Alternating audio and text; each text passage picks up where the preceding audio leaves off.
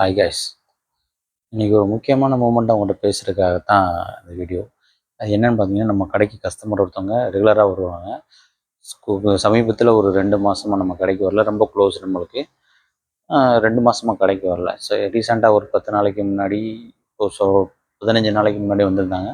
வந்திருக்கும்போது அவங்களோட உடம்பை பார்த்தீங்கன்னா ரொம்ப ஒல்லியாக இளைச்சி போன மாதிரி இருந்துச்சு. நான் கேட்டேன் அவங்கள்ட்ட, என்ன உடம்பு உங்களுக்கு ரொம்ப இழைச்சிருச்சு, என்ன விஷயம் அப்படிங்கிறோம். இந்த மாதிரி எனக்கு கேன்சர் 2வது ஸ்டேஜு, அதனால் கீமோ பண்ணுறதுனால உடம்பு இப்படி ஒல்லி ஆயிடுச்சு அப்படி சொன்னோன்னே, சரி ஓகே நம்மளும் தைரியமாக சொல்லி செகண்ட் ஸ்டேஜ் தானே, ஓகே நீங்கள் வந்து ஈஸியாக க்யூர் ஆகிடலாம், தைரியமாக இருங்கன்னு சொல்லி அனுப்பி வச்சாச்சு.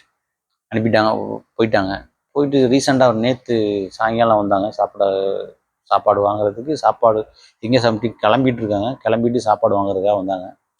வந்துட்டு எங்கெல்லாம் பார்த்தாங்க, எங்கெல்லாம் கூப்பிட்டு பேசிட்டு ஒரு வார்த்தை ஒன்று சொன்னாங்க. ரொம்ப டச்சிங்காக இருந்துச்சு. ரொம்ப ரொம்ப சோகமாகவும் இருந்துச்சு அந்த மூமெண்ட்.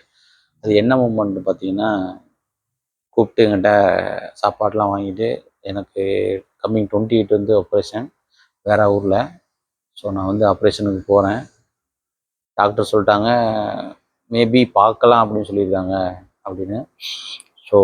நான் வேறு இடத்துக்கு போகிறேன்.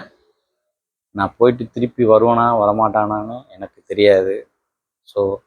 உங்கள்கிட்ட நான் ஏதாச்சும் தப்பாக பேசியிருந்தாலும், கொஞ்சம் ரூடாக நடந்துக்கிட்டாலும் என்னை மன்னிச்சிருங்க, எனக்காக ப்ரே பண்ணுங்க அப்படின்னு சொல்லிட்டு காசு கொடுத்துட்டு, 10 வெள்ளி காசு கொடுத்து, இதை ஏன் ஞாபகார்த்தமாக நீங்கள் வச்சுக்கோங்க அப்படின்னு சொல்லிட்டு போனாங்க. அந்த டைமில் ரொம்ப ஃபீல் ஆயிடுச்சு. இது என்ன, அடுத்த நிமிஷம் என்ன நடக்கும்னு, வாழ்க்கையில் என்ன நடக்கும்னு யாருக்குமே தெரியாது. இருக்கிற வரைக்கும் யாருக்கும் துரோகம் செய்யாமல், கெடுதல் நினைக்காம, நம்ம வாழ்க்கையை நம்மளுக்காக வாழ்ந்துட்டு, நம்மளை சார்ந்தவங்களுக்காக வாழ்ந்துட்டு சந்தோஷமாக இருக்கிறது தான் இந்த அவர் சொன்ன வார்த்தை எனக்கு ஞாபகப்படுத்துச்சு.